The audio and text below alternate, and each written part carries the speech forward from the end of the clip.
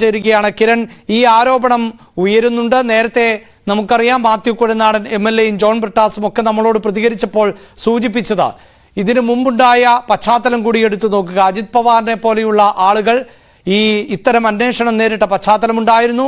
പക്ഷേ പിന്നീട് BJPയുടെ ഭാഗമാവുകയോ അല്ലെങ്കിൽ മുന്നണിയുടെ ഭാഗമാവുകയോ ചെയ്താൽ കേന്ദ്ര ഏജൻസികൾ പിന്മാറുന്ന സാഹചര്യവും ഉണ്ടാകുന്നു. ആ വിമർശനം നിലനിൽക്കുകയാണ്.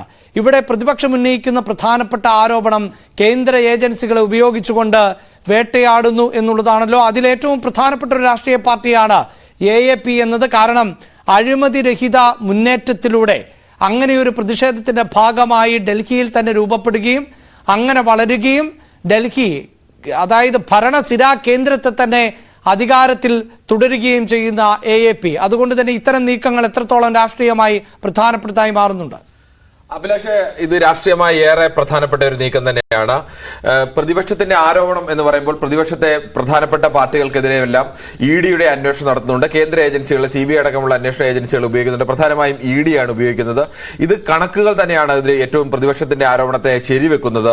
2014 മുതൽ 2022 വരെ നിലവിലെ ഒരു വർഷം മുമ്പുള്ള കണക്കനുസരിച്ചാണ് 121 കേസുകളാണ് ED എടുത്തിട്ടുള്ളത്. ഈ 121 കേസുകളിൽ 115 കേസുകളും പ്രതിപക്ഷ പാർട്ടികളുടെ നേതാക്കൾക്ക് നേരെയുള്ള കേസുകളാണ്.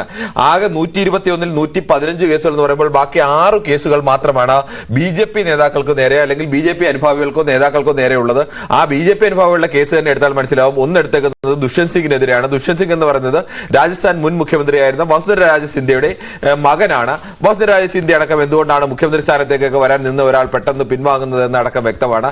സ്വന്തം പാർട്ടിയിലെ പ്രധാനപ്പെട്ട അങ്ങനെ വിമത സ്വരം ഉയർത്തുന്ന നേതാക്കൾക്കെതിരെയായാലും എതിർ പാർട്ടികളുടെ നേതാക്കൾക്കെതിരെയായാലും ഇങ്ങനെ നിരന്തരമായി കേസുകൾ എടുക്കുന്നു എന്നതാണ് ഈ കണക്കുകൾ വളരെ കൃത്യമായി തന്നെ വ്യക്തമാക്കുന്നത്. കോൺഗ്രസുകാർക്കെതിരെയാണ് ഏറ്റവും കൂടുതൽ കേസെടുത്തേക്കുന്നത്, 24 കേസുകൾ. തൃണമൂൽ കോൺഗ്രസിനെതിരെ 19 കേസുകൾ, NCP നേതാക്കൾക്കെതിരെ 11 കേസുകൾ, ശിവസേനയ്ക്കെതിരെ 8 കേസുകൾ, DMKക്കെതിരെ 6 കേസുകൾ, BJDക്കെതിരെ 6 കേസ്, ഈവൻ CPMനെതിരെ അടക്കം 2 കേസുകൾ അടക്കം നിലവിലുണ്ട്.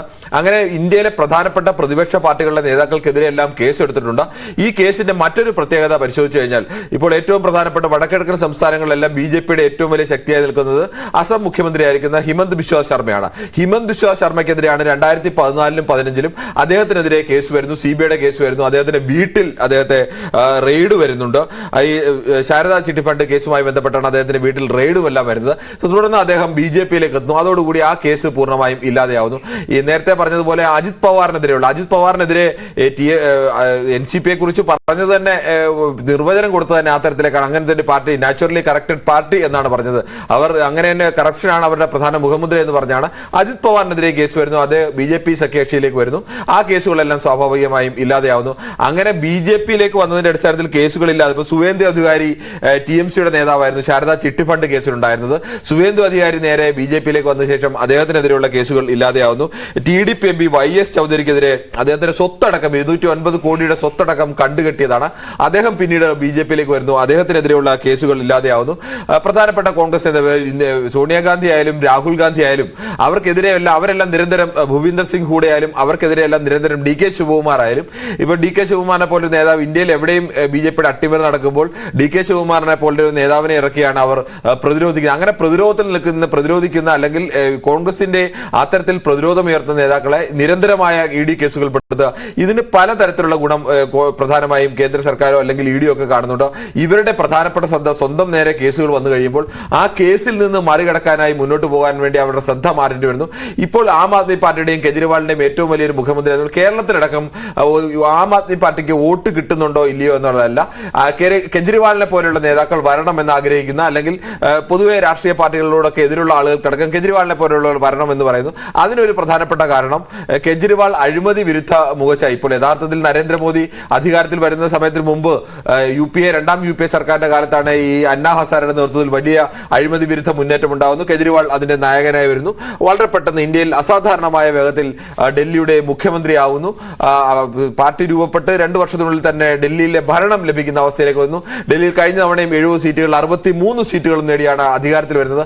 അങ്ങനെ ഇന്ത്യയിലെ രാഷ്ട്രീയ നേതാക്കളിൽ ഏറ്റവും കൂടുതൽ അഴിമതി വിരുദ്ധ പ്രതിച്ഛായുള്ള ഒരു നേതാവിനെ അഴിമതി കേസിൽ തന്നെ പെടുത്തി ഈ തെരഞ്ഞെടുപ്പിന്റെ തൊട്ട് അരികിൽ നിൽക്കുമ്പോൾ അവരെ ജയിലിലാക്കുന്നു.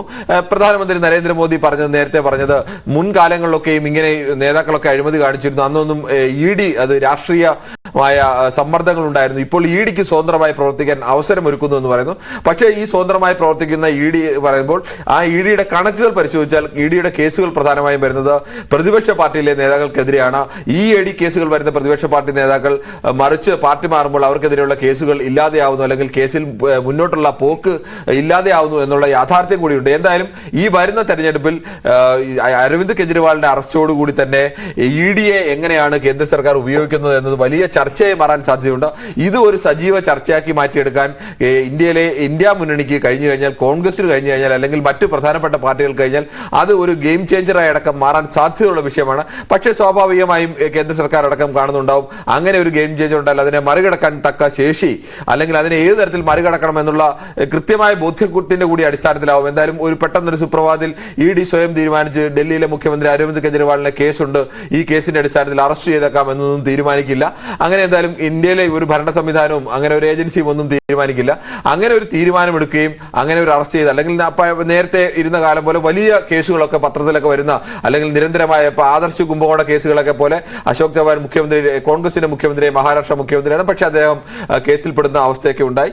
അത്തരം കേസുകളൊക്കെ വരണം. പക്ഷേ ഇപ്പോൾ അങ്ങനെയല്ല. EDയെ പ്രധാനമായി ഉപയോഗിക്കുന്നുള്ള ആരോപണത്തെ ശക്തിപ്പെടുത്തുന്നത് കൂടിയാണ് ഇപ്പോൾ അരവിന്ദ് കെജ്രിവാളിന്റെ ഈ അറസ്റ്റ്. എൻഫോഴ്സ്മെന്റ് ഡയറക്ടറേറ്റ്, CBI ഉൾപ്പെടെയുള്ള കേന്ദ്ര ഏജൻസികളെ ഉപയോഗിച്ചുകൊണ്ട് പ്രതിപക്ഷത്തെ വേട്ടയാടുകയാണ് എന്ന നിരന്തരമായ ആരോപണം നിലനിൽക്കെ തന്നെയായിരുന്നു ഡൽഹി മദ്യ അഴിമതി കേസുമായി ബന്ധപ്പെട്ട് ED അരവിന്ദ് കെജ്രിവാളിന് തുടർച്ചയായി സമൻസ് അയച്ചത്. 9 സമൻസുകളാണ് അയച്ചത്. എന്നാൽ അപ്പോഴൊന്നും ഹാജരാകാൻ ഡൽഹി മുഖ്യമന്ത്രി തയ്യാറായില്ല, മറിച്ച് കോടതിയിൽ കാണാമെന്ന നിലപാട് സ്വീകരിച്ചു. പക്ഷേ ഡൽഹി ഹൈക്കോടതിയുടെ ഭാഗത്ത് നിന്ന് അരവിന്ദ് കെജ്രിവാളിന് അനുകൂലമായ ഒരു നിലപാടുണ്ടായില്ല. ഹർജി വീണ്ടും പരിഗണിക്കാനായി മാറ്റിവെച്ചു എന്ന് മാത്രമല്ല, അറസ്റ്റ് തടഞ്ഞുകൊണ്ടുള്ള ഉത്തരവ് പുറപ്പെടുവിക്കാൻ കോടതി വിസമ്മതിക്കുകയും ചെയ്തു. ഇതിന് തൊട്ടു പിന്നാലെയാണ് എൻഫോഴ്സ്മെന്റ് ഡയറക്ടറേറ്റ് ഉദ്യോഗസ്ഥർ ഡൽഹിയിലെ അരവിന്ദ് കെജ്രിവാളിന്റെ വസതിയിലേക്ക് എത്തിയത്. സെർച്ച് വാറന്റുമായി എത്തിയ ഉദ്യോഗസ്ഥർ 2 മണിക്കൂർ അദ്ദേഹത്തെ ചോദ്യം ചെയ്തതിനു ശേഷം അറസ്റ്റ് രേഖപ്പെടുത്തുകയും അങ്ങനെ ഡൽഹി മദ്യ അഴിമതി കേസിൽ ഡൽഹി മുഖ്യമന്ത്രി അരവിന്ദ് കെജ്രിവാൾ അറസ്റ്റിലാവുകയുമാണ് ചെയ്തത്. നേരത്തെ തന്നെ നമുക്കറിയാമായിരുന്നു അരവിന്ദ് കെജ്രിവാളിനെ അറസ്റ്റ് ചെയ്യുമെന്നുള്ള ഒരു അഭ്യൂഹം നേരത്തെ തന്നെ പുറത്തു വരികയും ചെയ്തിരുന്നു. അത് മുന്നിൽ കണ്ടുകൊണ്ട് തന്നെയായിരുന്നു ഓരോ തവണയും ED നോട്ടീസ് നൽകുകയും ചെയ്ത് അന്നൊക്കെ തന്നെ അദ്ദേഹം ഒഴിഞ്ഞു മാറുകയും ചെയ്തു. അതായത് അറസ്റ്റ് മുന്നിൽ കണ്ടുകൊണ്ട് തന്നെയായിരുന്നു, കൃത്യമായി രാഷ്ട്രീയ പ്രേരിതമായിട്ടുള്ള വിഷയമാണ്, അതുകൊണ്ട് ഹാജരാകില്ല എന്ന് ചൂണ്ടിക്കാണിച്ചുകൊണ്ട് അദ്ദേഹം ആ നോട്ടീസിന് മറുപടി നൽകാതിരിക്കുകയും ചെയ്തത്. തുടർന്നാണ് 6 തവണ ഈ നോട്ടീസ് കെജ്രിവാൾ പിന്തള്ളിയോടുകൂടി കോടതിയെ സമീപിക്കുന്നത്. അതായത് റോസ് അവന്യൂ കോടതിയിലേക്ക് ED പോകുന്നു. ഇത്തരത്തിൽ നടപടി അതായത് ഈ ഒരു തീരുമാനത്തിനെതിരെ അദ്ദേഹത്തിനെതിരെ ഈ നടപടിയെ ചോദ്യം ചെയ്തുകൊണ്ട് ED രംഗത്ത് വരുന്നത് നമുക്ക് കാണുകയും ചെയ്യാൻ സാധിക്കുകയും ചെയ്തു. തുടർന്ന് അവിടെ നിന്ന് ഒരു ആശ്വാസ നടപടി അരവിന്ദ് കെജ്രിവാളിന് ലഭ്യമാവുകയും ചെയ്ത ഒരു പശ്ചാത്തലമുണ്ടായിരുന്നു. പക്ഷേ ഇന്ന് കേസ് പരിഗണിച്ചപ്പോൾ, അതായത് ഈ അറസ്റ്റ് ചെയ്യരുത് എന്നുള്ള കാര്യത്തിൽ സ്റ്റേ നൽകാനാവില്ല എന്ന് ഡൽഹി ഹൈക്കോടതി നിലപാട് സ്വീകരിച്ചതോടുകൂടി തന്നെയാണ് ഇതിലെ കൃത്യമായ വിവരം